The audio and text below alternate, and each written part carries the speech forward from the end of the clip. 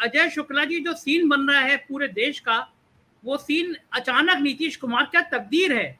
बंदा बीजेपी के संग लंबे सालों तो सरकार चला रहा है और चुनाव से 1.5 साल पहले इधर आ जा रहा है और फिर वो विपक्ष का भी चेहरा बन जा रहा है। कभी लालू, कभी बीजेपी, फिर लालू, और फिर हम उसको मोदी के मुकाबले खड़ा कर देते हैं कि नहीं साहब यही चेहरा है, जिसका भरोसा नहीं है कि वो फिर पलटी मारेगा। तो जो लोग लगातार मोदी से लड़ रहे थे, जो लगातार बीजेपी से लड़ रहे थे, वो नेपथ्य में चले जाते हैं, और जो 20 सालों से 22 सालों से बीजेपी और कभी लालू के संग मलाई काट रहे हैं, वो नीतीश कुमार आज मोदी के सामने खड़े हो जाते हैं। राजनीति का ये नाटक क्या अच्छा लगता है अजय जी?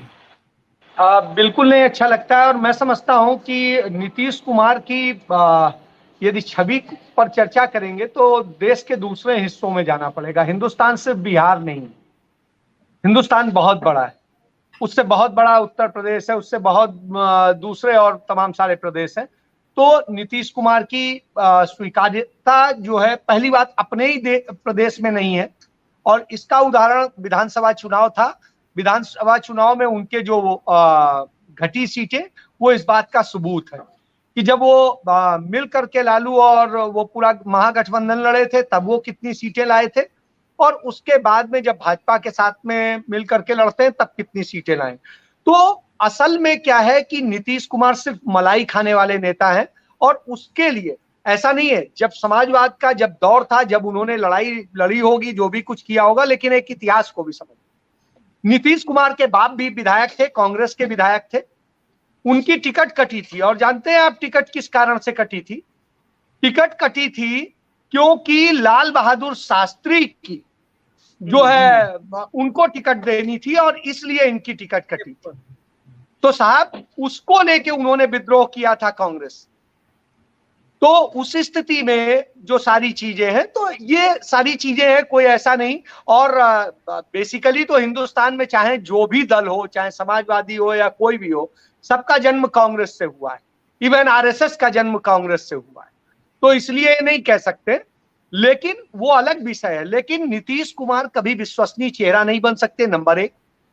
उनके ऊपर विश्वास इसलिए नहीं हो सकता है क्योंकि उसके पीछे वजह जो है वो ये है कि नीतीश कुमार जो लगातार अपनी प्रतिबद्धताएं बदलते रहे हैं। कभी तो वो जयप्रकाश नारायण को याद करते हैं और उनके साथियों की बात करते हैं, लोहिया को याद करते हैं, और कभी बिल्कुल उससे इतर लोहिया और जयप्रकाश जिनको खतरा बताते थे, उन्हीं लोगों के साथ जाके खड़े हो जाते हैं, बिल्कुल उन रेडिकल लोगों के साथ।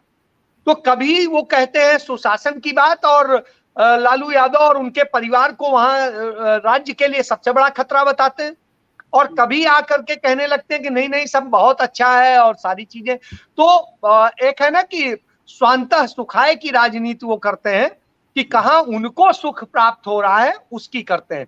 आप याद करिए, मुझे आज लुधियाना की वो रैली याद आती है 2013 की। नीतीश कुमार और नरेंद्र मोदी दोनों थे। नीतीश कुमार और नरेंद्र मोदी दोनों थे, एक दूसरे को न देखा और न हाथ मिलाया और न कुछ शिष्टाचार का पालन नहीं किया। और साहब उसी के बाद में ये स्थिति होती है। हमने वो भी दिन देखा जब उनके आगे बिल्कुल साष्टांग सा झुके हुए नीतीश कुमार खड़े थे नरेंद्र मोदी के आगे।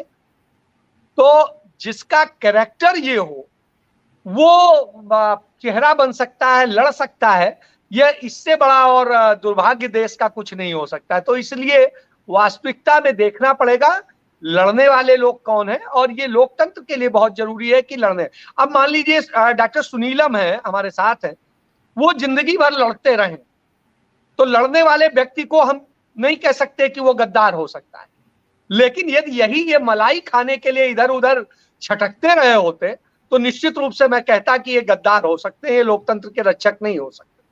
तो मलाई खाने का एक तरीका है। और रही बात कि कोई नीतीश कुमार के पीछे नहीं खड़ा है, वो इसलिए खड़ा है क्योंकि भारतीय जनता पार्टी को उस राज्य में बाहर करना था, इसलिए लोग आपके साथ। अन्यथा शायद वो आपके साथ नहीं होते यदि वो 20 सीटें 22 सीटें आ गई होती। तो बस ये स्थितियां हैं, ये परिस्थिति जन्य है, ये कोई शाश्वत सत्य नहीं है।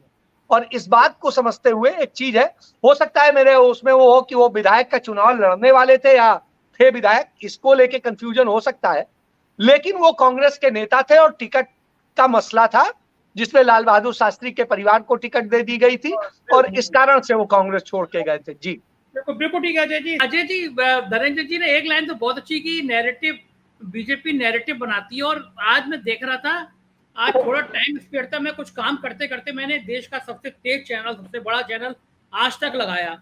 सुबह सुबह बेरोजगारी पे बात हो रही थी, बेरोजगारी के आंकड़े आए थे, एक साल का सबसे भयंकर स्थिति आ गई। वरुण गांधी ने भी ट्वीट किया कि एक साल के सबसे खतरनाक स्थिति है, बेरोजगारी आ गई। तो मुझे लगा देश का सबसे बड़ा चैनल है, आज तक तो इस पे आई रही होगी बेरोजगारी की बात, मैं भी सुन लूं। मैं अजय जी 1 घंटे तक सुनता रहा। यूपी में मदरसों का सर्वे हो रहा है, इस पे ओबीसी के प्रवक्ता को और भारतीय जनता पार्टी के प्रवक्ता को बुला के आज तक 1 घंटा बात करता रहा। फिर मैंने अपने एक रिपोर्टर को लगाया कि जरा आज इस चैनल का बाकी दिन का शेड्यूल देखना। उसके बाद बागपत में कहीं किसी ने बयान दे दिया प्रेम विवाह या किसी लड़की को लेकर, तो हेडिंग चलने लगी सर तन से जुदा। तो मेरे रिपोर्टर ने अभी इस डिबेट से शुरू करने से पहले बताया कि एवरेज 2 से 3 घंटे तक या तो सर तन से जुदा चलता रहा या फिर ओवैसी का बयान पे मदरसों पे सर्वे चलते रहे। तो ये जो गोदी मीडिया अभी से नैरेटिव बना रही है हिंदू मुसलमान का, क्या लगता है नीतीश का मोर्चा इससे मुकाबला कर पाएगा? अजय जी देखिए, पहले तो एक चीज बता दिया, मैं चूंकि मैं भी एक नेशनल चैनल का एडिटर इन चीफ रहा, तो मैंने देखा है कि किस तरीके से क्या तय होता है और बहुत ईमानदारी से जानता हूं। मुझे कहीं कोई कहने में गुरेज नहीं है कि वो वक्त मैं चूंकि उस ग्रुप से बड़े लंबे समय तक जुड़ा रहा, उस समय भी जुड़ा था जब कांग्रेस सत्ता में होती थी और उस समय भी जुड़ा रहा जब भाजपा सत्ता में। मुझे कभी भी जो है, मैं एक चीज कहता हूं कि 2018 के पहले इस तरह की स्थितियां मुझे नहीं देखने को मिलती थी कि कहीं डायरेक्शन आते हो कि नहीं, वहां का जो ज्वाइंट सेक्रेटरी है सूचना प्रसारण मंत्रालय का, वो कॉल करके बताता था कि आज इन इन चीजों पे को फोकस करिएगा। तो आप समझिए, अब न्यूज चैनल्स में किसी जेएस का फोन आता है जो भी डिप्यूट किया गया होगा, और वो बताता है कि आज की डिबेट्स किन किन सब्जेक्टों पे हो सकती हैं, वो वाले इस पर कर रहे हैं, आप इस पे कर लीजिए या आप इस पे कर लीजिए, हम उनको उसको बोल देते हैं। तो इस तरह से करके पूरा एक बंच बनता है। तो एक तो पहले ये जान लिए कि ये स्थितियां हैं और इन हालात को मैंने अपनी किसी से सुनने की जरूरत नहीं है, मैं खुद चूंकि उसको फेस किया हूं, हेड किया हूं, इसलिए जानता हूं। दूसरी चीज ये है कि नैरेटिव कैसे बनेंगे और किन चीजों पे करना है। मुझे एक दिन, चूंकि हमारे ग्रुप के अखबार भी थे, तो हमें मेरे एमडी ने कहा कि ऐसा है धर्म पे एक करो। तो मैंने कहा धर्म पे तो हमारे यहाँ एक पेज होता है और रेगुलर होता है उसमें। कि नहीं नहीं, धर्म का मतलब ये नहीं है। आप क्या है कि जब वो आता है ईसाइयों के त्योहार तो आप उस पे केंद्रित कर देते हैं, जब मुसलमानों का आता है तो उस पे केंद्रित कर देते हैं, इस पे कर देते हैं। तो आप इसकी बजाय सिर्फ इस पर फोकस कीजिए कि इसी एक धर्म पे फोकस करेंगे, और जब उनके त्योहार आएंगे तो उसकी तुलना करेंगे कि देखिए इसमें ये होता है, ये करने से ये होता है, लेकिन इनके यहाँ ये किया जाता है। तो इस तरह से बस चेंज कर दीजिए और कुछ मत कीजिए। अब हमने कहा ऐसा करिए, तो इसको जैसे आप कराना चाहते हैं, आप किसी अपने की ड्यूटी लगा दिए, वो ज्यादा बेहतर कर पाएगा। तो कमोबेश ये चीजें मैंने अपने आंखों से देखी, इसलिए मुझे पता है। तो बहुत सारी चीजों का इस तरह से चलता है। तो ये नैरेटिव की कोई नई बात नहीं, नैरेटिव गढ़ना ही तो इनके पास है, और है क्या। हाँ, और वो मोदी नहीं तो कौन, मोदी है तो मुमकिन है, ये है। तो मतलब कुल मिला के इवन एक नाम नहीं लूंगा, एक बहुत बड़े मीडिया समूह के एक मालिक के साथ में फाइनल चर्चा थी मेरी, उनके साथ चर्चा होती है और चर्चा के बाद में वो राज्यसभा सदस्य थे हरियाणा से। तो उन्होंने मुझे एक चीज कही कि अजय जी, मोदी जी जो है अवतार। मैंने कहा सर, मुझे लगता है कि मैं आपके यहाँ नौकरी के योग्य नहीं हूं।